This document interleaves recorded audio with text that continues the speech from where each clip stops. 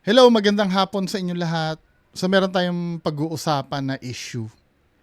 Ito ay nagva-viral. Ang dami na rin nag-send sa akin ito, no? Pero ito yung istorya. Ito yung regarding dun sa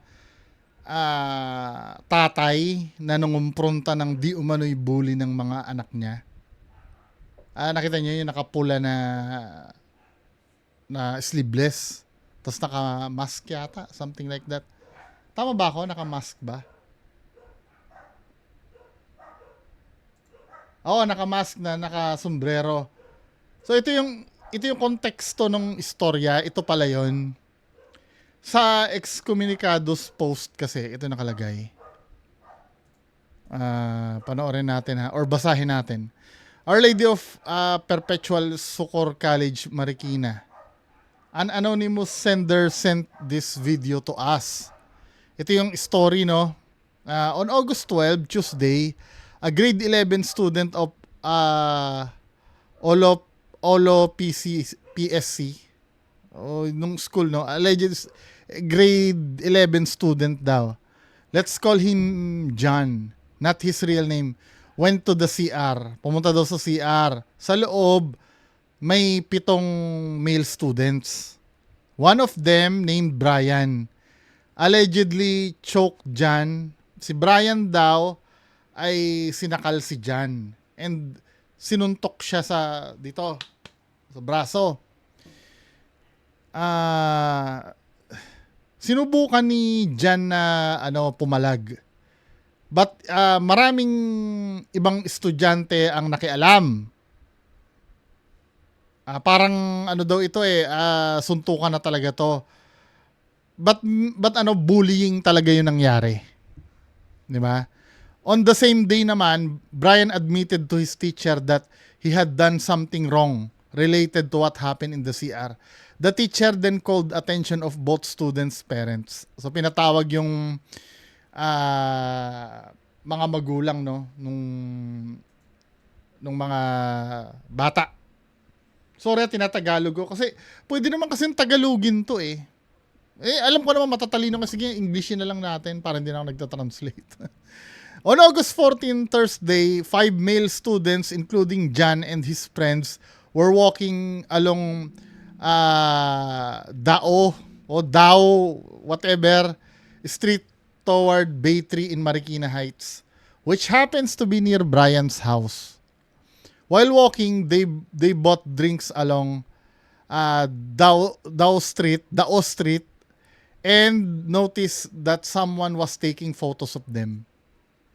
So tandaan nyo ha, yung ang binuli dito, ang original na binuli, si John. One of them, Brian, allegedly choked. Bigla daw sinakal. So malapit do sa bahay daw ni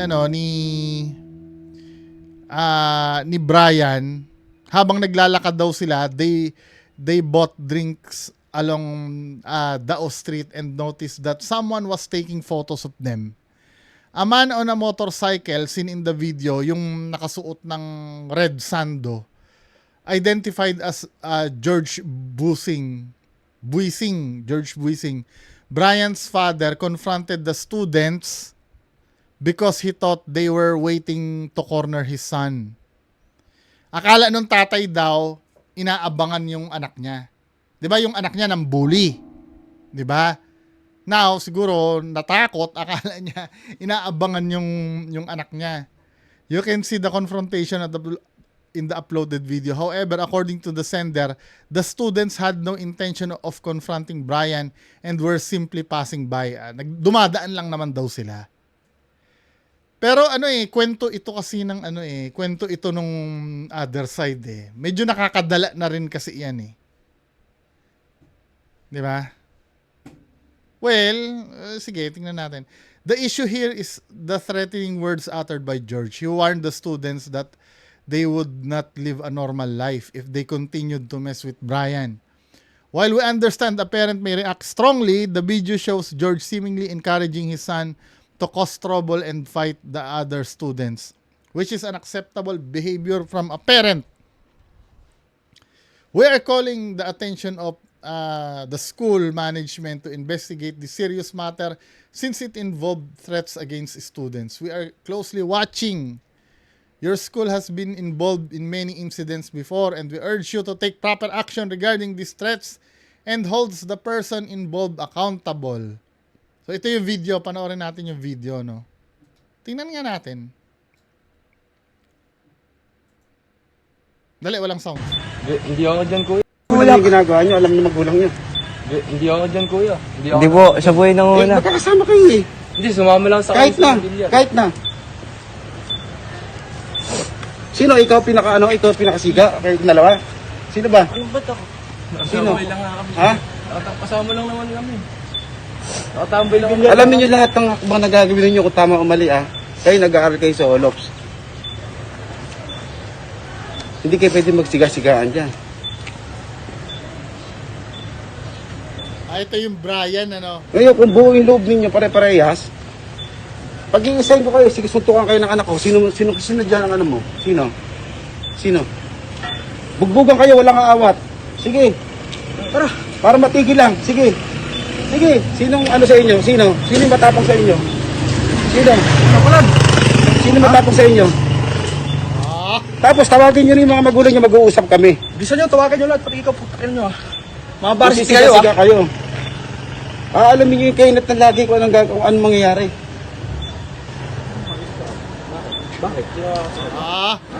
Tapang ni Kuya. Ano mong ginagawa sa inyo? Magkakasama kayo, kaya wala kayong ginagawa. Sasabihin mo lang yan, siyempre. Pero kung gaganyan, mag-aabang-abang kayo sa ganyan. Yung ano, yung part na napapraning siya na inaabang-abangan. Medyo ano ko dun skeptic kasi ako dun. Yung sinasabi na napadaan lang kami, tumatambay lang kami. Siyempre, kwento nila yan di ba? Pag sa kwento mo, siyempre, ikaw yung ikaw yung biktima. Bibigay ko na yon. Sige, kasi ako yung din na naisip ko nung una Magiging fair naman ako. Maybe unpopular yung opinion ko sa iba. Kahit ako din, kung ako nandyan, iisipin ko din yan, yung mga kaaway ko, biglang nandyan lahat. Yun din naman naiisipin ko Pero may ginawa si tatay dito na hindi maganda Yung yung ito, medyo okay, ito wait lang Baka magalit kayo sa akin, Medyo okay din sa akin ito yung para matigil na. Para matigil lang, sige. Sige. Sinong ano sa inyo? Sino yung matapang sa inyo? Sino matapang sa inyo? Tapos tawagin nyo rin yung mga magulang nyo, mag-uusap kami. Gusto nyo, tawagan nyo lahat. Pati ikaw, putakin nyo. Mga baris kayo kayo. Alamin nyo yung kainat na lagi kung anong Yabang, no? Bakit? Ano mong ginagawa sa inyo? Magkakasama kayo, kahit wala kayong ginagawa, sasabihin mo lang yan, siyempre. Pero kung gaganyan, mag-aabang-abang kayo sa ganyan. Tumatambay lang kami, kuya. Kahit tumambay kayo, ibig sabihin niya abang yan. Feeling ko kaya kaya wala yung simpatsya ng tao dito dahil nakakabwisit yung mukha nitong anak niya di ba? Matapang kasi yung anak niya kaya nawala yung simpatsya ng tao Pero kung tutuusin, kahit sinong magulang gagawin ito Yan yung kumprontahin yung ng sa anak mo. Nawala lang yung simpatsya ng tao dahil nakakabwisit yung mukha nung bata. 'Di ba? Pira sa akin, ano ko sa'yo? Alam ko yung mga utak ng mga katarataduhan ninyo, kayo magaganyan, alam ko yan. Araw-arawin ko talaga kayo. Pag hindi kayo nakapagkita, yung mamagulang nyo, pag hindi pinaina sa akin, araw-arawin ko kayo talaga. Ito yung ito yung mali naman sa ginawa ni Kuya na naka-red. Yung nagbanta siya.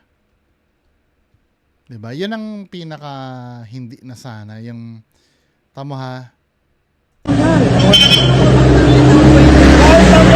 Pira sa akin, ano ko sa'yo? Alam ko yung mga utak ng mga katarataduhan ninyo, kayo magaganyan, alam ko yan. Araw-arawin ko talaga kayo. Pag hindi kayo nakapagkita, yung mamagulang nyo, pag hindi pinaina sa akin, araw-arawin ko kayo talaga. Picture mo to, didimanda ko ito lahat. Picture mo. Isa-isa lahat yan, pare-pare siya. Kasi huling-huli natin dito sa kanto na tumatambay na maabang. Picture mo. Smile dyan. Smile, boy. Dahil pag Ano? meron nangyari dito, tandaan nyo ha, kahit kasulok-sulukan ng bahay ninyo, kung mga kamag-anak ninyo, tandaan nyo ha, kasulok-sulukan, di kayo mabubuhay na normal. Yan ang pinakamali na ginawa ni Kuya. Nagbanta siya ng ganon. Ako, pinagtatanggol ko na si Kuya, pero yung time na nagbanta siya ng ganon, hindi na maganda yun. 'Di ba? Kahit saan tayo makapunta. Hindi talaga siya maganda. Pwede nyo sanang, sa totoo lang dito sa senaryo na to, kung hindi lang maangas yung anak mo, pwedeng pwedeng simpatyahan ng tao to eh. Unang-una, ang pwede kasing lumabas dyan, pinagtatanggol mo lang yung anak mo na inaabangan. Kasi yung pagtanggi ng mga nag-aabang diyan, yung sinabi nila na tinatanggi nila, no? Hindi naman namin inaabangan eh. Sa kanilang kwento kasi yon, syempre itatanggi na nila yon, na iaabangan nila. Pwede kasing ganun mangyari. Hindi ko sinabing ganun ang nangyari, pero pwede kasing ganun ang mangyari, itanggi na lang eh. Kaya lang, sa sobrang kaangasan din ng anak mo, tapos nagbanta ka pa, no? The best na nga lang yan, tawagin yung magulang nyo, mag-uusap-usap na lang kami para maayos ito. Yan ang act ng isang adult eh. Hindi yung pagbabanta hindi magiging normal. Bakit sino ka ba? 'Di ba? Sino ba yung may pinagmamalaki ka ba? Ikaw ba ay driver ni mayor? Ikaw ba ay Hindi maganda. 'Di ba? Pinagbantaan mo, mga bata pa yung pinagbantaan mo. Mas magandang pagbabanta, subukan nyo may nangyari to, isusumbong ko kayo sa magulang nyo. Mabuting ganun pa yung banta mo, men eh. Isusumbong ko kayo sa magulang nyo. Or magkikita-kita tayo sa korte. Ganong, pero yung hindi magiging normal ang buhay. Marami kasing pwedeng meaning yun eh.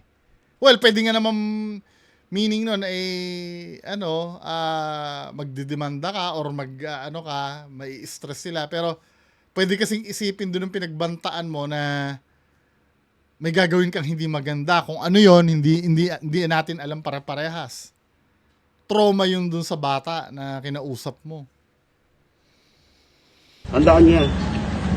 Kaya pag-iisipan niyo lagi kung ano mga gagawin ninyong hakbang. Dahil ito, tao yan.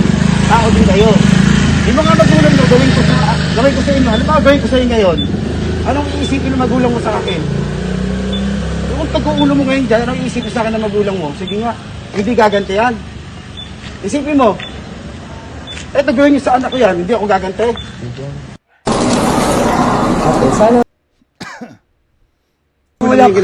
Tingnan natin to, no? Feeling ko matutulfo ito eh. Abangan ko sa tulfo kung ano yung magiging resulta niyan, di ba? Kasi ibig ko sabihin, may may mga paraan na pwedeng gawin na mas maganda kaysa manakot ka. Okay lang sana ito ha. Okay lang sanang maging hero ka sa mata ng anak mo kung yung anak mo ay alam mo yun, yung parang mukhang kawawa sa parang naiiyak na inabangan ako, yung ganyan. Masisimpatyahan ka pa ng mga tao eh, pero maangas din kasi yung anak mo, men eh. Diba? Anyway, anong tingin nyo dito mga kababayan ko? Okay ba tong ginawa ni Kuya? Or hindi? So, yun lang po muna. Magandang hapon sa inyo lahat. Bye-bye.